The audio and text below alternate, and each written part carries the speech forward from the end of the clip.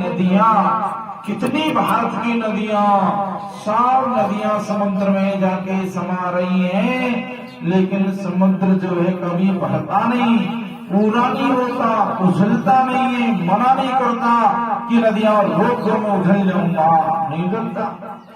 तो ऐसे सभी प्रेमी होते हैं भगवान की कथा के रसिक, कि कभी कथा सुनते, सत्संग सुनते कभी तृप्ति नहीं होती, उनको आनंद आता ही रहता, रस आता ही रहता, सदा सुनते रहे। तो यही वाल्मीकि जी ने कहा, जिनके श्रवण समुद्र समाना, कथा तुम्हारी सुभग सरनाना, भरई निरंतर, कभी भरते ही नहीं है, हो ने पूरे जिनके हिये वाले, उनका हृदय ऐसा प्रेम भगवान की कथाओं से हुआ, उनका हृदय ही तुम्हारे लिए रहने वाला है, उनके हृदय में भगवान निवास करते हैं। अब बताओ, जिसे हृदय में आनंद सिंधु परमात्मा जो है विशेष रूप से विराजमान हो जाए, उसके जीवन में दुख कहाँ होगा? दुख की क्या मां गंध भी आ सकती है? नहीं हो सकती है। ऐसे भगवान, आपने आंख दी भगवान ने, तो उनके लिए भी लोचन चातक, लोचन के आंखों से लोचन चातक जिनकर राके रही दरस जल धन मिलाके, निद्रे सरत सिंधु स्वर भारी, रूप बिंद जल हो सुखारी। कहने का मतलब 14 इंद्रियां हैं मनुष्य की, 5 कर्मेंद्री, 5 ज्ञानेंद्री, मन चित बुद्धि अहंकार।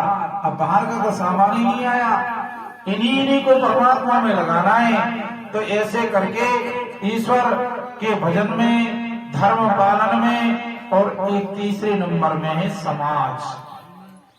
जो समाज की सेवा करता है तो समाज उसको महान बना देती है ना। समाज ऐसा कोई घटिया नहीं है कि तुम उसके लिए अपना जीवन लगाओ, समाज के काम आओ, समाज का उत्थान चाहो स्वार्थ भाव से, है ना।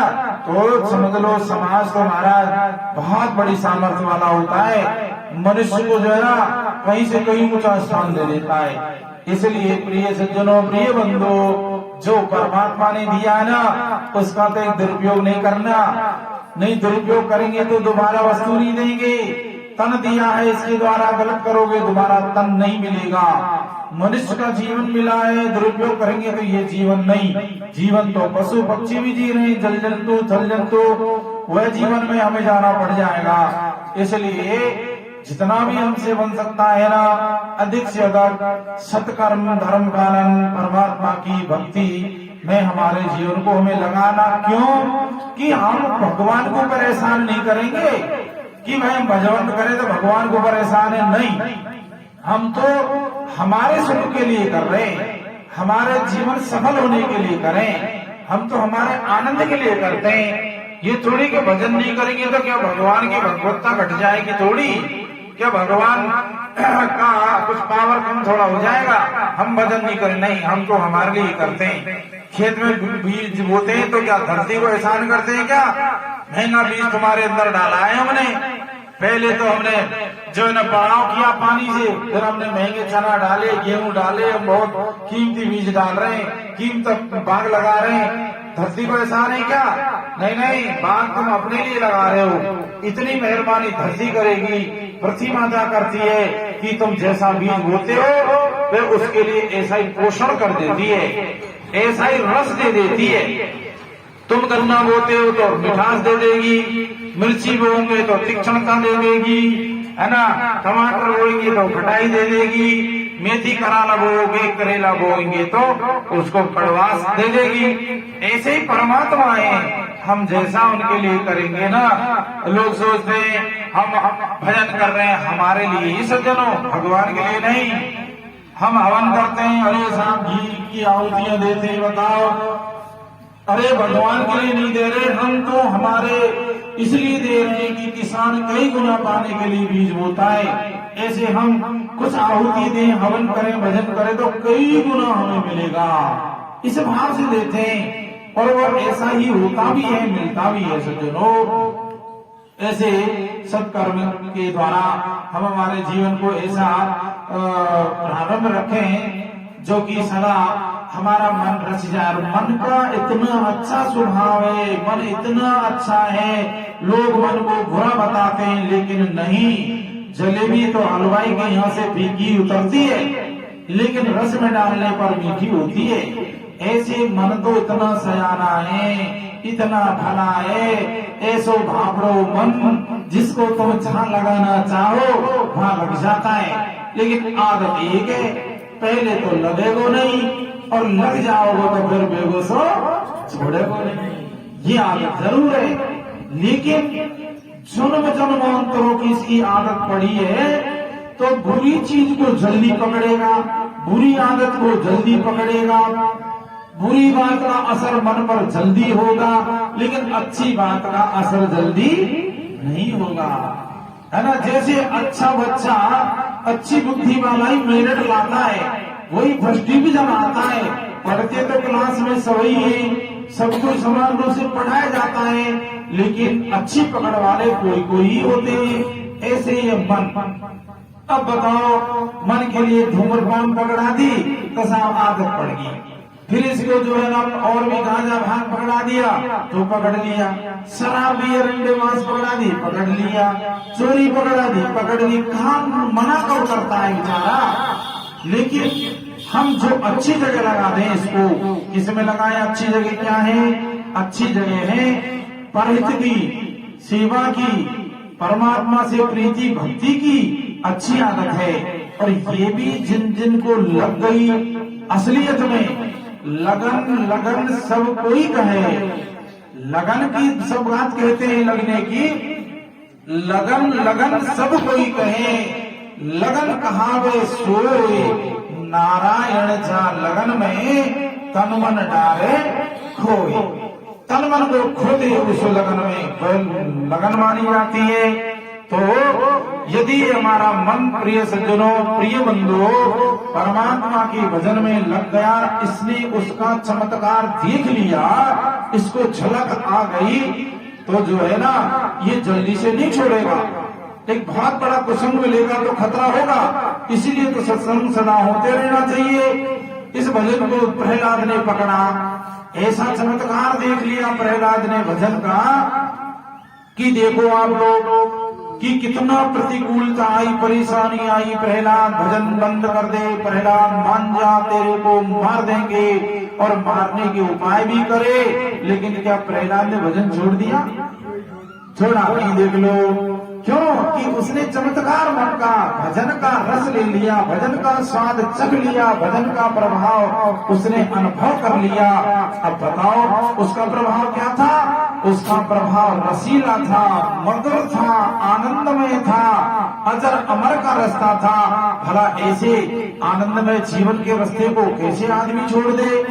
छोड़ नहीं सकता है। तो यही मेरा तो देखो माताएं और बहनें हैं, कुछ भी परेशानियां होती हैं, प्रतिकूलता आती है ना, तो उसको निवारण करने के लिए ही बस जो है ना इनकी तो एक प्रार्थना रहती है। तो मैं तो यही कहता हूँ कि आप स्वयं समर्थ हैं काय के लिए? अपने दुख को मिटाने के लिए स्वयं समर्थ क्यों है कि भाई स्वयं ही भजन करो। हमको भूख लगी है तो भोजन तो स्वयं को ही करना पड़ेगा, तभी हमारी भूख मिटेगी। ये छोड़ के निमंत्रण आयो, मैं तो काम लग रहा हूँ, मेरी तू भी खाए, ऐसे थोड़ा होता है। स्वयं के लिए स्वयं ही भोजन करना होगा, स्वयं की प्यास मिटाने के लिए स्वयं ही पानी पीता है। स्वयं को सर्दी लग रही है तो ये थोड़ी है कि मुझे सर्दी लग रही है मेरी है भाई तू 2 रजाई ओढ़ लेना, स्वयं को ही जो है वस्त्र ओढ़ना पड़ेगा। इसलिए अपने दुख को मिटाने के लिए हम स्वयं को ही हमारा जो है ना साधना अर्थात भजन करना पड़ेगा। परमात्मा से प्रार्थना स्वयं को ही करनी पड़ेगी। द्रौपदी ने अपने दुख मिटाने के लिए स्वयं ने पुकार करी, ये थोड़ी उसके बदले कोई और पुकार करी हो किसी ने कि द्रौपदी संकट में घिर गई है, दुष्टों के बीच में आ गई है और प्रभु भगवान इसकी रक्षा करो, किसी ने नहीं, स्वयं ने पुकार करी। नरसी की गाड़ी अटक गई, नरसी भाग भरने गया, कोई संगी साथी नहीं है। नरसी ने स्वयं ने पुकार करी, स्वयं अपनी प्रार्थना करो, स्वयं अपना भजन करो। महाराज से तुम ये मत फ्री में आशीर्वाद मांगो कि मेरा दुख हो महाराज, माथा पर हाथ धर दे, भभूत दे दे, घंटों जंतर कर दे, हमारा दुख मिट जा। बोलो कितना फ्री का सौरा चाहते हैं, लेकिन ऐसा स्थायी काम नहीं होता। तुम्हारा भजन ऐसा उच्च कोटि का होना चाहिए कि आनंद से जीवन भरे। उस तुम्हारे सुखी जीवन को देखकर पड़ोसी के मन में भी जिज्ञासा पैदा हो जाए कि भैया आप बड़े पहले परेशान दिखते थे, आजकल बड़े आनंद में दिखते हैं, आजकल बड़े सुखी दिखते हैं, आपने ऐसा क्या पाया है, क्या मिल गया है तुमको? तो फिर आप स्वयं ही बताएंगे कि मैं तो केवल भगवान के भजन से सुखी हुआ हूँ, राम का नाम लेने से सुखी हुआ हूँ। तुम्हें भी ऐसा जीवन चाहिए तो ले लो। अब उसको लेने में कोई खर्चा तो लग नहीं रहा है भाई, है ना। अब भाई अपने ऊपर हम आलस्य में परमात्मा में जीवन बिताते रहते हैं, है ना। आलस्य में पड़े रहेंगे, व्यर्थ चर्चाओं में बैठे रहेंगे, दूसरे की निंदा चुगली करते रहेंगे। लेकिन बताओ ये स्वयं का ही तो आलस्य है कि हम देखो, एक होता आलस्य, एक होता प्रमाद। लगता है मानो ये नहीं है। आलस्य तो कहते हैं शुभ कर्म की याद तो आ जाती है लेकर करता नहीं। दिनों बने गोए, शाम को तो सत्संग सुना था तो ये था कल से नियम पकड़ूंगा, 4 बजे जगूंगा, 5 बजे नहा लूंगा, मंदिर जाऊंगा, भगवान की पूजा करूंगा, गीता रामायण का पाठ करूंगा, मंत्र का जप करूंगा। शाम को तो क्यों कि मन शुद्ध सात्विक था, है ना। और सवेरा जो होता है आलस्य ने घेर लिया, फिर देखा करे 4 बजे जगने का विचार था, 5 बज गए, घड़ी देखी 5 बज गया तो जगे नहीं, अरे मीठी नींद और ले लेला, कल से नहीं पकड़ेंगे। क्यों? आलस्य ने क्या उठने ही नहीं दिया। तो आलस्य का मतलब शुभ कर्म की याद तो आती है, लेकिन उसको ला कर लेंगे, ला कर लेंगे, ला कल से शुरू करेंगे, अभी 2 घंटे बाद से कर लेंगे, का फर्क पड़ो, है ना। तो ये आलस्य और प्रमाद क्या है सज्जनों? शुभ कर्म की याद ही नहीं आती बेचारे को कि शुभ कर्म में मनुष्य ही किया करते हैं। मनुष्य के अलावा कोई पशु पक्षी थोड़ा करते हैं शुभ कर्म। 84 लाख योनियों के और स्वर्ग के देवताओं को भी पुण्य करने, शुभ कर्म करने, सत्संग भजन करने का अधिकार नहीं है।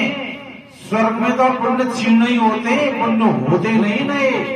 और न इस 84 की प्राणी जो त्रियक पशु पक्षी है ना, उनको भी अधिकार नहीं है। कैसा अद्भुत जीवन मिला है, कैसा अलौकिक जीवन, मानव जीवन मिला है, उसको लेकर बताओ हम कैसे आलस्य प्रमाद में हरि विमुख जीवन जी रहे हैं। उसके बदले हमको दुख है, कदम कदम पर दुख है। अरे स्वप्न में भी कलेश ही घट रहा है। जागृत की तो बात छोड़ो, सो गया जब क्या स्वप्न में किसने बुलाया उसको? स्वप्न में भी जो है उसको तो आफत आ रही है, संकट आ रहा हो, भग रो रो रो, स्वप्न में भी सुख नहीं है। कब? भगवान से विमुख होने पर। इसलिए भगवान के सन्मुख होके, शरणागत होके, भगवान का भजन करके अपने जीवन को सुखी, अजर अमर अविनाशी जीवन, रघुरुष जीवन की प्राप्ति करें। बोलो शिवा शंकर भगवान की जय।